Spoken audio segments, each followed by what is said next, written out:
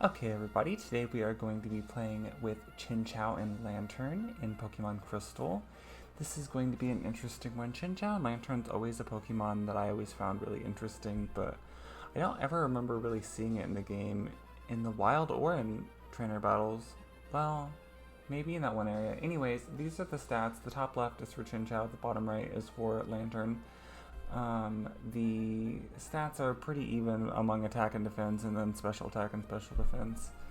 Um, I would say that its speed and stuff are all pretty average. Its special attack is a lot better. These are its HMs. They are okay. We're basically going to be using Surf and Spark. In the right hand side, that is the learn set. For the top part of that is for Chinchow and the bottom part is for Lanturn. I will keep those though the entire playthrough. So today we are going to be a little corny. Go ahead and get ready to cringe. We are going to be naming our Chinchow Chinny Chin. For some reason when I was doing it, all I could think of was that Chinny Chin Chin thing, so yeah. Anyways, this is the first rival battle, and I actually ended up losing this because I'm not really sure why. I mean, we do have Bubble and Chikorita resist it, and our stats just really aren't the best at this point. I mean, obviously Chikorita's isn't either though, but yeah, it's just we're not able to win here, and we end up losing against the rival. Alright, and then we have Faulkner next up with the first gym. This is the first attempt with Faulkner. I do want to go ahead and say though, this is probably the hardest area in the game for Chinchow. We had to do a lot of leveling up here. It just does not work. Pidgey just does too many mud slaps because that's what it'll prioritize because it thinks, well, is what would be best against us. However, it just makes us so inaccurate that we just can't land any shots. So I just have to keep leveling up. Now, first I did it to where we leveled up to 13 so we would get Flail. I was like, okay, you know, Pidgey and Pidgeotto will get us down low enough that Flail will do enough damage that if I hit a Flail, we'll end up winning. However, I didn't really want to survive too much on just luck alone. I wanted to also do other things as well, so we ended up losing here at level 13 as well. But I did want to show this one as well with Flail just so you could kind of see what was going on. I tried doing Thunder Wave to slow them down and then Supersonic to confuse them. That way they would hurt themselves in confusion while we wasn't able to attack either.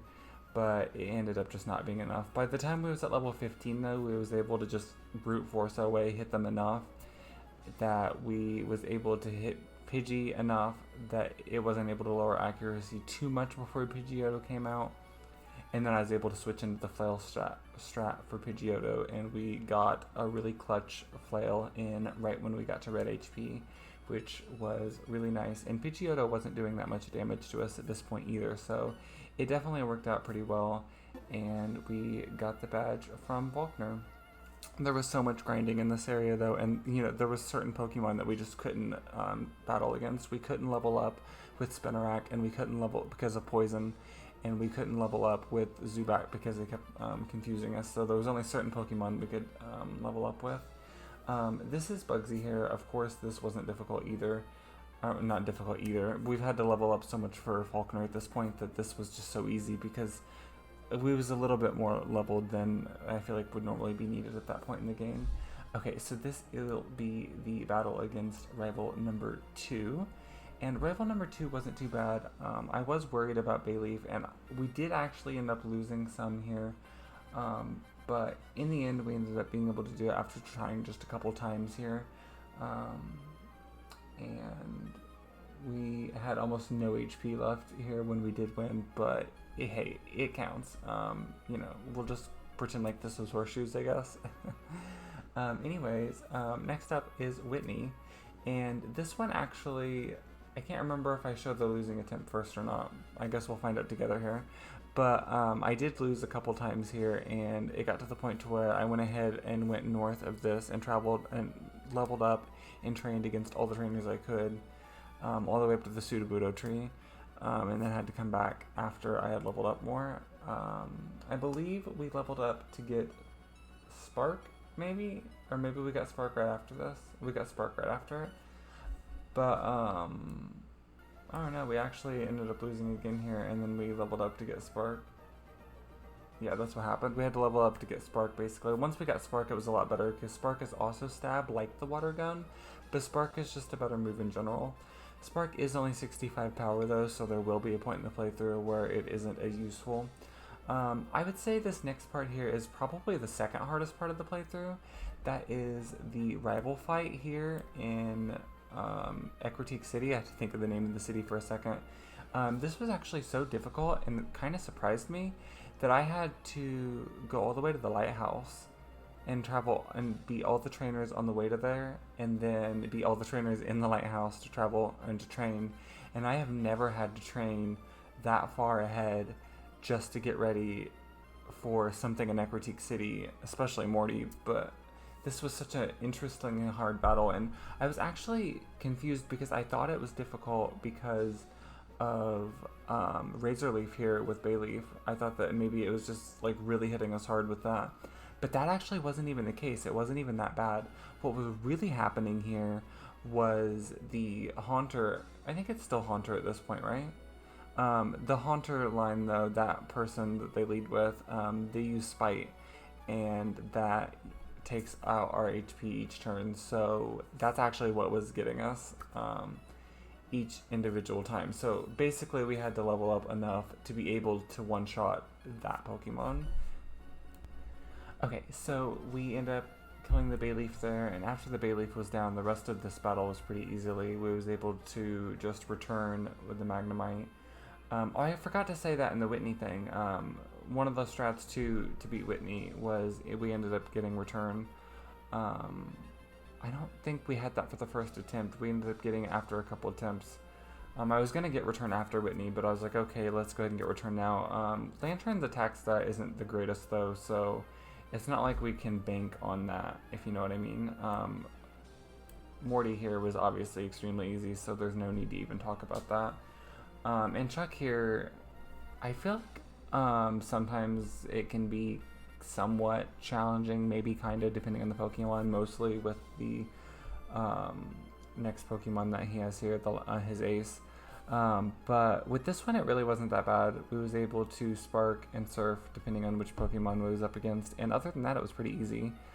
Jasmine here, I was like, you know what, we'll try it. But I wasn't expecting to win, because you know how it is. You normally have to do Price, and then you have to come back to beat Jasmine.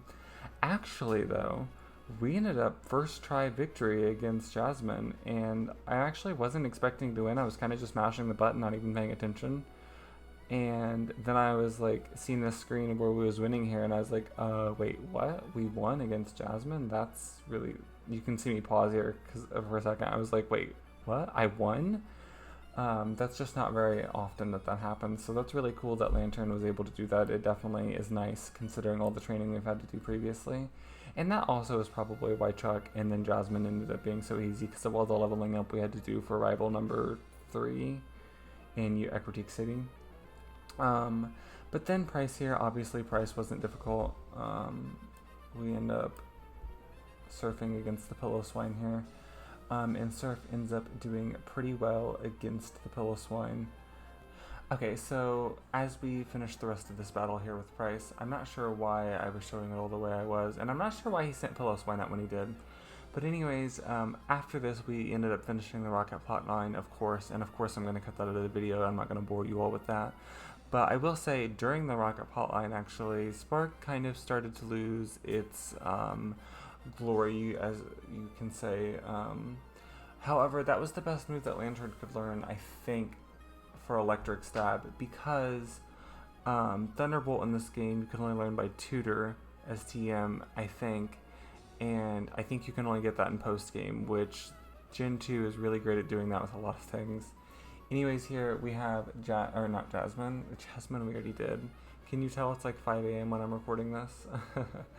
Anyways, Claire, yes, that's her name. We end up battling her here, and it's kind of this, like, I kept calling it the whole time I was doing it. I kept being like, oh, this is like the pissing match between who can paralyze each other more. We would just both paralyze each other, all the Dragonairs and the Dragonites, when I would get to them. I think Dragonites. Maybe I'm just like making something up. I don't think she has Dragonites, actually. Anyways, we would always like paralyze each other though, and it just wasn't the best. So we had to just keep trying and leveling up until we was able to do better with that. Now at this point, we still have Surf, Spark, Return, and Thunder Wave on our moveset. And Thunder Wave was how we was paralyzing everything here, but I found it funny every time I would use Spark, I felt like I was paralyzing them. And also I was trying to do Return, but Return just isn't doing the best with Lanturn compared to some of the others because we just have much better special than we have physical attack. Okay, coming up next here we have the last rival fight. This last rival fight's pretty easy, obviously with the Sneasel here. The Sneasel is never a challenge, although we wasn't able to one-shot the Sneasel. Then we have the Meganium here. Is it just me or is Bayleaf better than Meganium? Not like actually, but like I would rather have a Bayleaf, right? Is that normal? Anyways, the rest of the team here, obviously really easy between Spark, if that's super effective, or Surf, depending on what we're battling. And then, of course, like I normally do, I'm going to show you the first attempt against Elite Four. I don't think we ever lost against. Between Surf and Spark, and a couple returns I would throw out occasionally because depending on what Pokemon it was up against and depending on what their defense and special was, or just maybe if I had gotten something cut or whatever, that would kind of change things. But a Spark is actually pretty good against a lot of his team. He has the water types and then he has the Zatus, which are part flying. So Spark is actually pretty good against a lot of them, and that's basically one of the only areas of the Elite Four that Spark's okay. However, I really wanted to keep Spark because it is stab. With stab, it does pretty decent damage, especially with our special attack being pretty high. And its PP is pretty good. So Koga here, we end up not doing that bad against either. Actually, it's funny because Ariados, we ended up one-shotting a lot of times, not always. But Fortress, we would always two-shot, and we would always almost kill in one-shot. I don't think we ever killed Fortress in one-shot, though. Actually, I think we ended up one time getting a critical hit against Fortress. But anyways, yeah, the rest of the team here, complete and total, like, piece of cake. Is that the word I want to use? The phrase? Anyways, yeah. So Koga here, pretty easy. And then Bruno. This is the first attempt, like I said. So at this point, I was like, wow, like, this isn't that bad at all. Like, maybe I'm going to beat the Elite Four in the first try with Lanturn. That's a good joke. So we actually don't have to level up that much more to do it, I will say. But we will get to that when we get to that. I will say, though, with Bruno here, pretty easy. It actually does look kind of scary sometimes. I don't think that we will see a little bit here. It is pretty close some of the time. Some of the time I'd only end up with a couple HP left, but I don't think we ever lost against Bruno. Then we have Karen here. And the first time we battled the Elite Four, we lost against Karen here.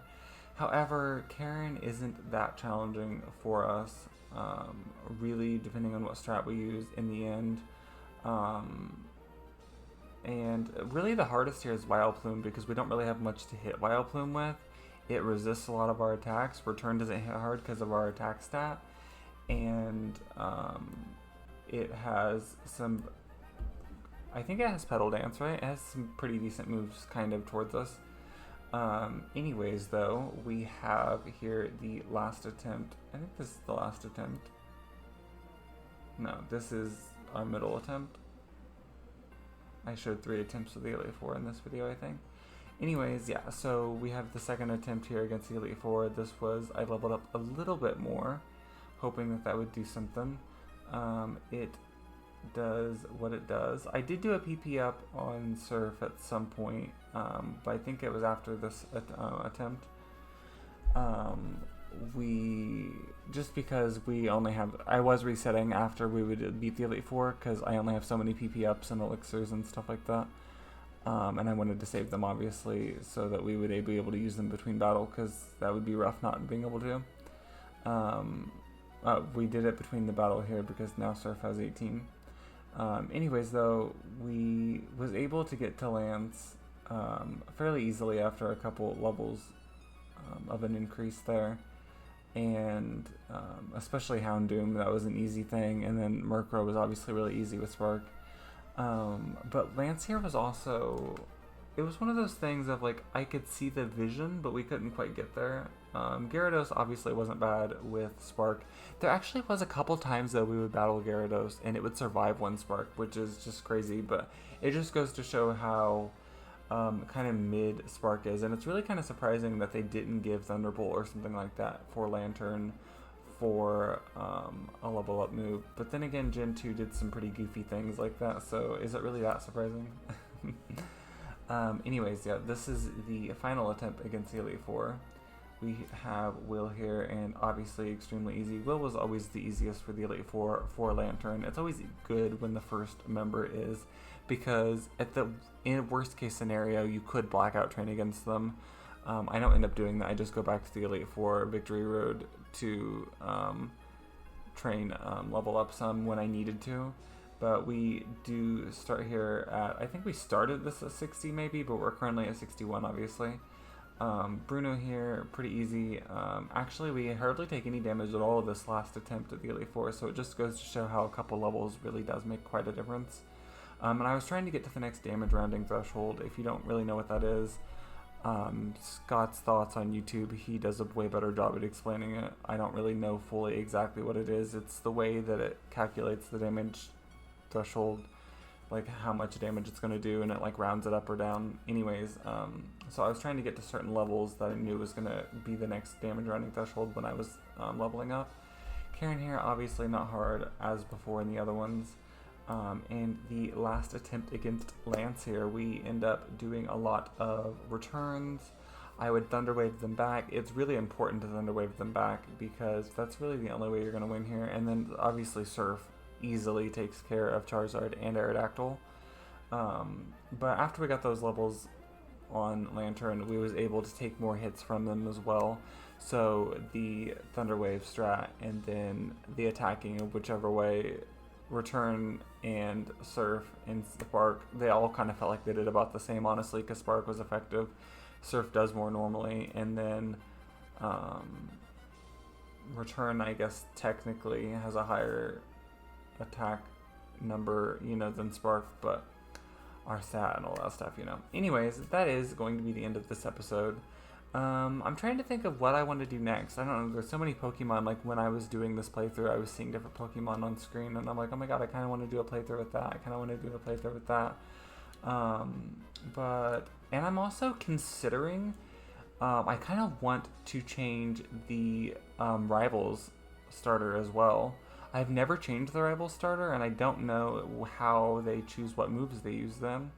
But anyways, let me know your opinions if you have something you want to see me do or have opinions about doing that with the Rival starter. And I will see you later. Thank you for watching. Bye.